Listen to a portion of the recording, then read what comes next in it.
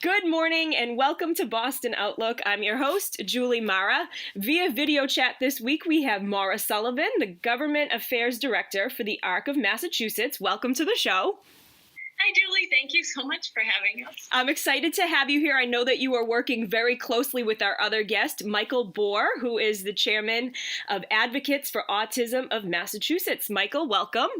Good morning, Julie. Thank you for having us, as Maura said. And, I know our conversation is going to be very rich this morning. I know you're working together on a campaign called Don't Cut Us Out, which is working to ensure funding that will continue for the vulnerable citizens here in Massachusetts as we kind of reopen things amidst this whole COVID-19 thing, which I know people are tired of hearing about it, but it's really just affecting so much.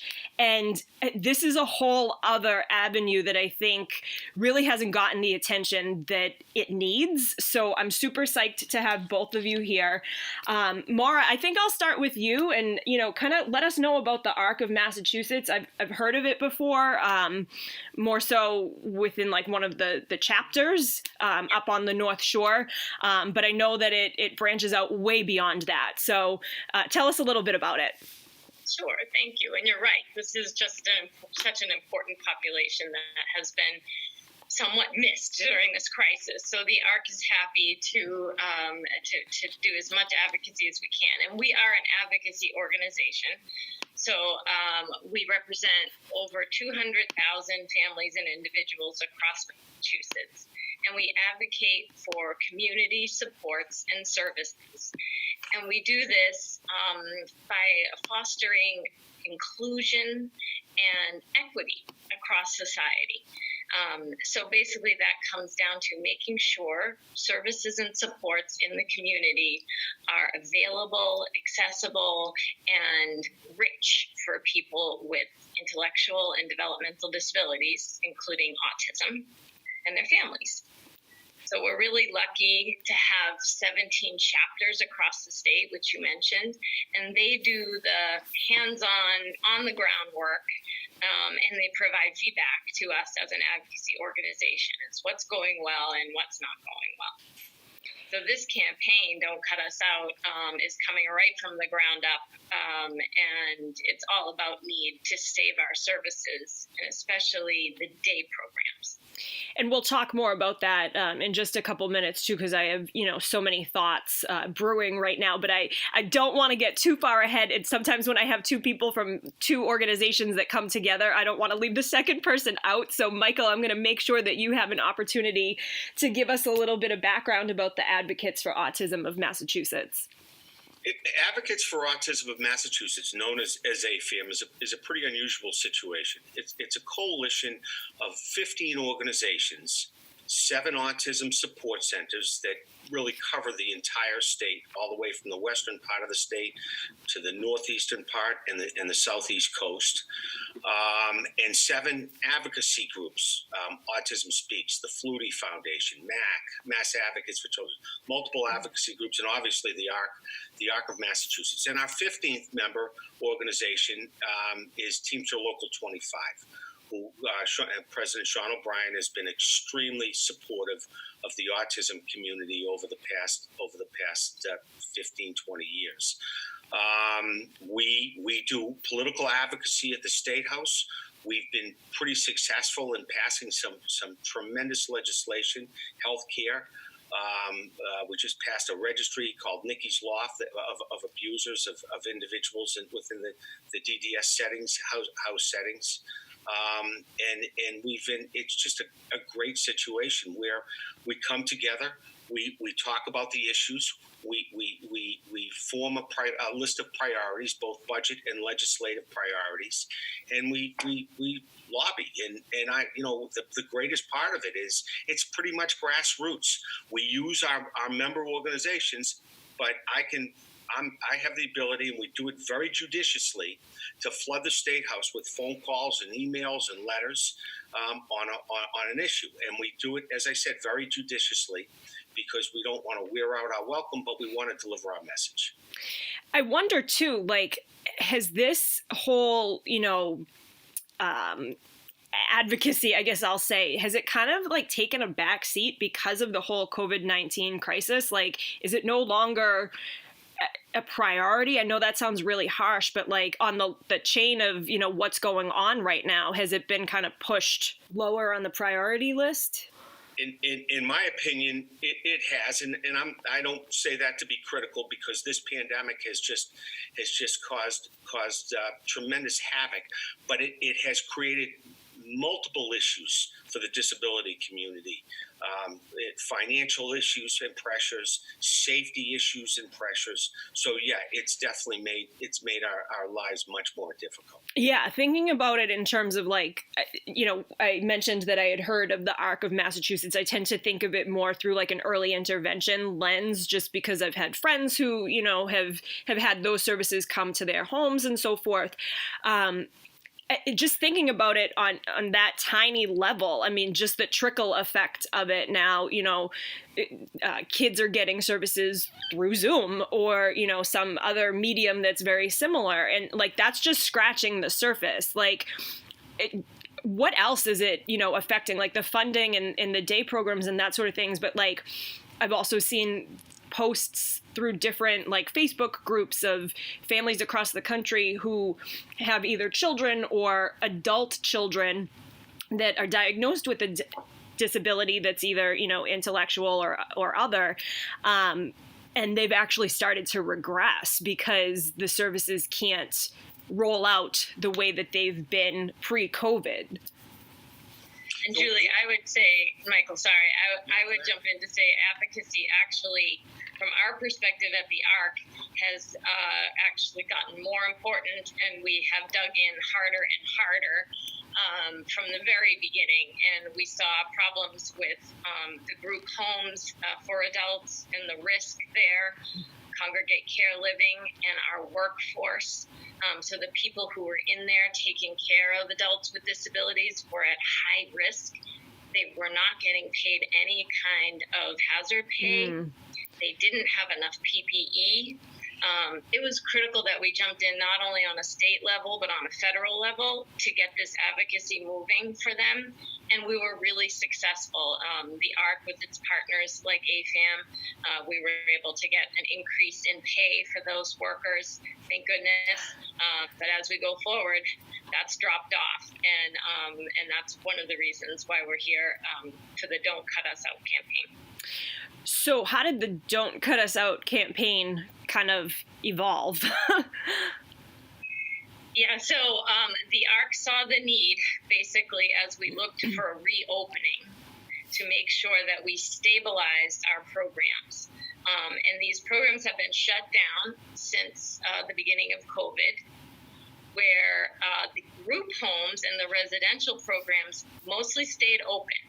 So a lot of the staff that worked in our adult day programs transferred over to help in the group homes, which was great, and we needed them. But now, as the governor has allowed us to open our day programs only at 25%, the funding is not going to be there to provide all of the safety needs, all of the extraordinary costs that will go into reopening at a limited amount. So if it's, oh, go ahead. Oh, yeah. So providers are starting to look at their budgets. They're starting to do layoffs. They're starting to consider closures. What they need is some sort of plan and some sort of retainer to be able to keep staff, and that is the most critical piece. We worked incredibly hard over the last couple of years to try to grow our workforce and to try to keep a consistent workforce, because for people with autism and other disabilities, to have a familiar person and not have constant turnover is not only about better connections, but it's safety. There's a lot to learn about these folks, and so we don't want these people laid off. We're also afraid we may not get them back. Right. So, if I could give you a couple examples of some of the financial pressures, My son's agency's been locked down. They shut their day hab down and locked the houses down since the middle of March. So I have a 31-year-old son who's in a residential placement. We just were able to see him over the past 3 weeks. But once they locked those houses down, they transitioned the day hab staff into the houses to help support this 24/7 need. Well, the day habs are in part funded by the federal government, by the Center for Medicaid Services. They pay 50 cents of every dollar that goes into funding day habs. Maura, you step in if you think I'm off base, but they pay 50 cents. So once they transitioned the staff into the houses, they lost 50% of the funding to pay these people. So they were incurring the cost. That's not to mention the initial investment that went into PPE. I know one provider who, over the first 2 months, spent $350,000 in PPE, and that was trying to maintain a 14-day supply. And initially, what they referred to as the burn rate, the more issues they have with COVID, the more they're going through PPE. The burn rate was tremendous, and it wasn't as much the money, although I don't want to minimize that. They couldn't get PPE, and there wasn't a lot of support because the state had their own issues trying to get PPE for the hospital, help with the hospitals, and they were helpful, but it was a very challenging situation.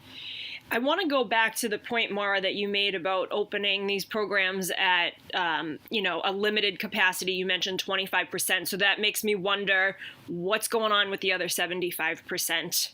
Where are they at? Question. Yeah, so from the beginning of COVID, our adult population was sort of split into, you either ended up quarantined at home with family, or you were quarantined in your group home. And those were sort of the two, or you're living independently, which is another smaller group. And so folks who were living in these group homes ended up quarantined with staff at times. Staff were unable to go home. It was just like the front lines. You'd see, they needed to protect their families. And so that was that group. So they're definitely stressed and overworked and needing to get out of their group homes, the workforce and the individuals. And then there are the families who took their adults home, maybe for full time for the first time in a very long time, but this time with no supports. No one was allowed in the homes. Nobody really wanted anyone in the homes during the surge, and there was no PPE available for families. So for me, I was locked in with my 2 children with autism and really afraid to bring in anyone for supports, even though I would normally have a ton of support. So just giving you the background of sort of where folks were. And then as we open, they're only going to be able to take those who are really in need of those day programs. The structure, just as you mentioned, if they are beginning to regress. And so they have done sort of a questionnaire tool out to the community to say, who really needs to come back. Who's at risk for coming back, because so many of our folks are medically complex and they really have to be careful. And a big reason for fear and good reason is that most of our individuals do struggle with social distancing, with wearing a mask, with hygiene. It takes a lot of work and a lot of training to get these folks even to understand the social distance. So the 6 feet rule actually becomes much bigger when you're in a day program. So day programs are looking at how they can restructure, what kind of barriers they need, expensive cleaning equipment. So that's sort of where they're at right now as they're supposed to be reopening. So you said that you have your own children that are autistic, and Michael, you as well? Is Michael still? Yeah. Oh, I do. But Maura, you got to understand Maura's situation. Maura has 2 boys on the spectrum, and one of them was in a residential placement and she took him home. And that I don't know how she did what she did, and then she does all this advocacy. She's a star. She really is. So that's what I was going to actually say. That it's actually so refreshing to hear that the two of you who are in these positions, you're coming at it from. You know what it is. Like, I'm getting chills. I'm like tearing up because this is so important. You know exactly what it's like for these families that you're advocating for. And it makes me so happy is all I want to say. I have a 31-year-old that will steal your heart and probably try to bang it over your head after he feels it.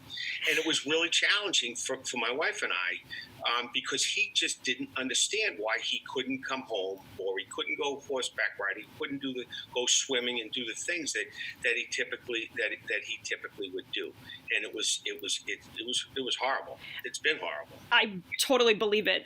Maura, I know you can comment. I'll say my piece after. No, it's okay. In my house, it was total chaos, but we live and breathe this every day. So advocacy is part of everything that we do. And I really felt the need to bring my son home because he's medically complex with epilepsy and other really concernable medical conditions. So having him close was really important. But he did fall apart, and the structure of school was missing for him, and it was very challenging. He's not an online virtual learner. So just trying to keep him engaged was very difficult. My other son, however, he's been doing really well. He's 16 and enjoys kind of the virtual piece, and I think in the beginning felt sort of like, hey, we're on vacation. But what was sad for him is, he was at a wonderful school and he had 3 employment internships going on. So to lose that was really huge, because he was just really starting to get out there and learn different vocations, and he was really thriving. So everyone is suffering, and it's as broad as the spectrum is around families' experiences during COVID. For sure. I have a 2-year-old, and, she's relatively healthy. She's had her own challenges, but nowhere near to the extent that we're discussing right now. But nonetheless, she's used to going to her grandparents a couple days a week. She's used to she actually goes for a few outpatient therapies. I've talked about that on the show. So, she goes for speech and physical therapy, and all of a sudden it's like, she's not going for those things. And we could tell, we're like, she knows something's up. She can't verbalize it because she just doesn't know how to express it. But we can tell, like, even like the reintroduction to my parents, who, might as well be her second parents, she was like skittish and standoffish for like a couple weeks. And I'm like, this is huge. And like, this is just one kid. Think about it from the lens that you're coming at. And,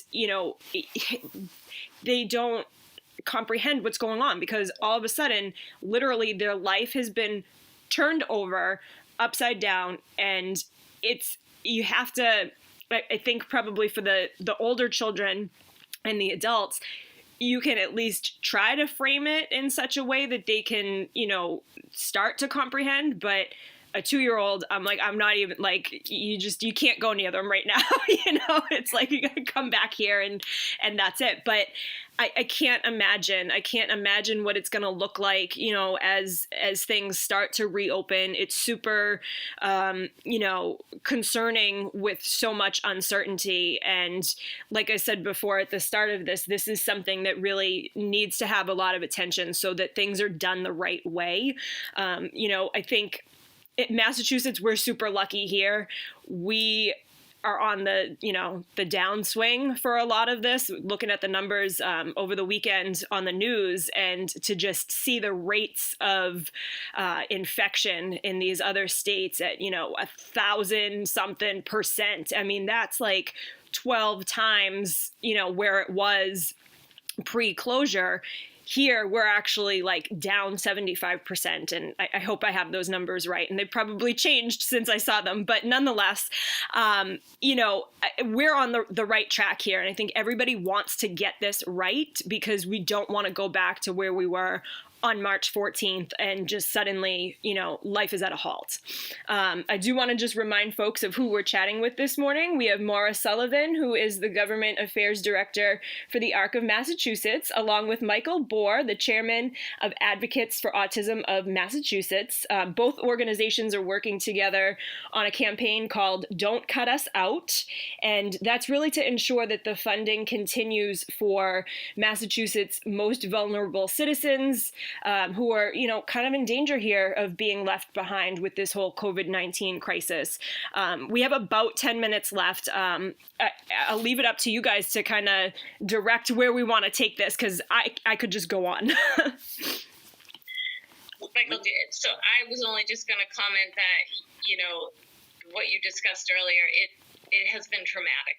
So for families and for individuals, families like Michael's who were unable to see their loved one for almost 4 months, this has been excruciatingly painful. So I have to say the resilience that we've seen in families across Massachusetts has been unbelievable. Not only are they managing COVID, they're managing having their loved ones home or not having no access, but they're able to get out and advocate. So what we saw with Don't Cut Us Out is a world record for the ARC and AFAM that we brought in about 27,000 letters to the governor during this time. So this is not just families, but a big chunk of families jumped in. It's provider agencies. It's the workers themselves that are getting in touch and saying, don't cut these programs. We need our jobs. And a huge economic impact of Don't Cut Us Out is going to be families being able to go back to work. So if we have loved ones who can't have a day program because doors are closing, our jobs are at risk as well.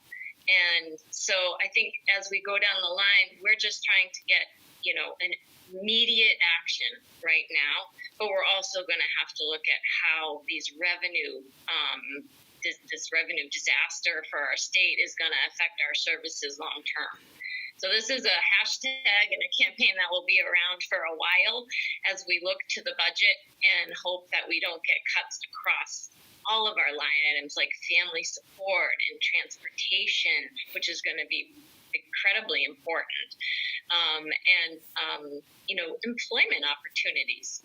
These folks need to work also, and actually many of them continue to work in grocery stores on the front lines during this. So yeah, the campaign is going to need to go strong for a long time.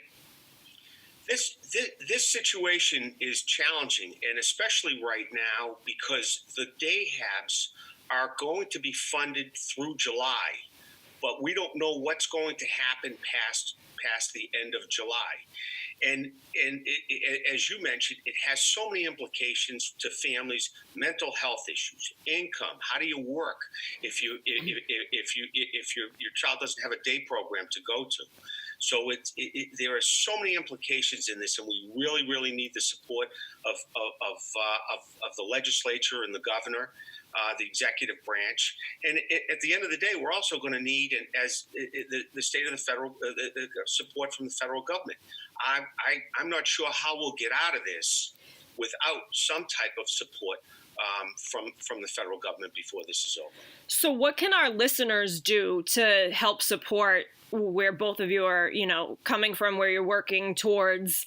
Obviously it takes a village. So advocate. I'm a parent. I'm a businessman. I don't do this. This is my passion. It's not my job. But your advocacy means everything. And I think that sometimes people think that when they pick up the phone and call their legislator or they write an email, it doesn't make a difference. It makes a huge difference, and that's really what we need most. We need your support with state government. Yeah, so I would encourage people to go to www.thearcofmass.org and join the hashtag Don't Cut Us Out.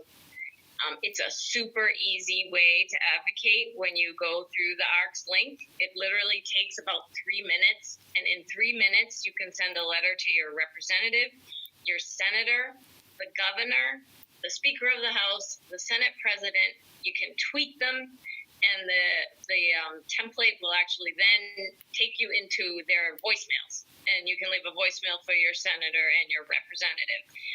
Literally all in 4 minutes. And so it's a really super easy tool. And this incredible effort that has brought, tens of thousands of people forward has got us on the table. And so we're talking, there's negotiations, and that's what we need. And I know you mentioned the Teamsters as well. Like they're super behind this. I know Sean O'Brien, they typically have a gala each year for autism. I think that actually got postponed this year because it was right in the height of, the surge there. But I know he's rescheduled it. Are you involved on that front too? We will do whatever we need to do to help the Teamsters with their efforts, because it comes back to benefit us. We reached out to Sean about 10 days ago, and so far we've had two meetings. We have another one I believe scheduled next week, and they've been absolutely terrific. Fantastic. They care about their members, and their members are like Michael and I, who are trying to work, trying to care for their kids, worried about the future, and so thank God he steps up. Yeah, it's so tough. I mean, we're at this point where I think a lot of people are looking for what is the fall going to bring specifically? And, I'm using the fall kind of as that like benchmark because, summer it's loosey-goosey. Everybody's on, their own schedule for the most part. But, once Labor Day hits, I think there's kind of this fear that it's going to look a lot like what March was, March, April, May, part of June.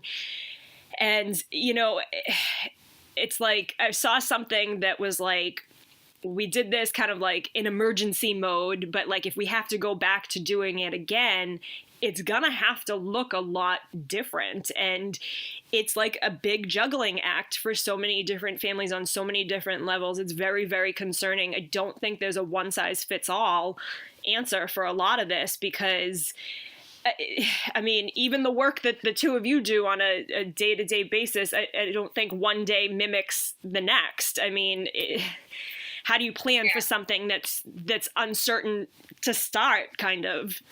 And I think we learned a lot in those first few months. And one of the most important things we learned was the group homes and the congregate care living are highest risk. So hopefully we can be on top of that in terms of the needs for PPE and figuring out how to keep people safer if we do have a resurge. But we also saw a lot of bias that came out in our community. And we had to do a lot of advocacy actually in the healthcare community. Across the nation, we saw what they call crisis standards of care, which are used in hospitals to determine who would be triaged for care. Yep. And what we saw was that people with underlying conditions and comorbidities and cognitive limitations were deprioritized for ventilators and for triage, for other care. So advocacy organizations like ours had to jump right in there. Luckily, we worked really well with Massachusetts, and they revised these crisis standards of care. And one of the most concernable things was that parents and caregivers were not allowed in their loved one who was sick and maybe couldn't speak, had no idea what was going on. And we've been able to make substantial changes in those across the state so that families and caregivers are allowed to be there now. I knew this was going to happen between our time just about running out on the video chat. I don't want to lose the two of you before saying goodbye. My gosh. And really just because the station needs to keep moving on. I know, sorry. I wanted to get that part in too. No. I'm so glad that you did. I think, that actually leaves on a note that needs to be revisited. And that's what I was going to say. I think we should continue the conversation, in the coming weeks to see where things are going, how this all pans out. The hashtag "Don't Cut Us Out" is what you should be using if you are looking to support this cause. We've been chatting with Maura Sullivan, the Government Affairs Director for the ARC of Massachusetts, and Michael Borr, Chairman of Advocates for Autism of Massachusetts. Thank you both for joining us this morning. We've had a rich conversation. Again, I look forward to hearing more about it. Any final thoughts before I let you both go? Advocacy, help. Just, reach out to either the ARC's website or AFAM. AFAM's website is www.afamaction.org, and advocate. Fill out those templates. It would be really helpful. That's the biggest thing people can do right now. And I would say if you're a family and you need help, come find the ARC as well, www.thearcofmass.org. We're doing all kinds of supports for families. We do webinars 3 times a week on the subjects that we're talking about today and the things that affect families and individuals. And yeah, you can link right to the Don't Cut Us Out campaign from the ARC's website. Fantastic. Again, I thank you both so much for joining us, and best of luck with the campaign, and everybody stay safe and well. You as well. Thank you.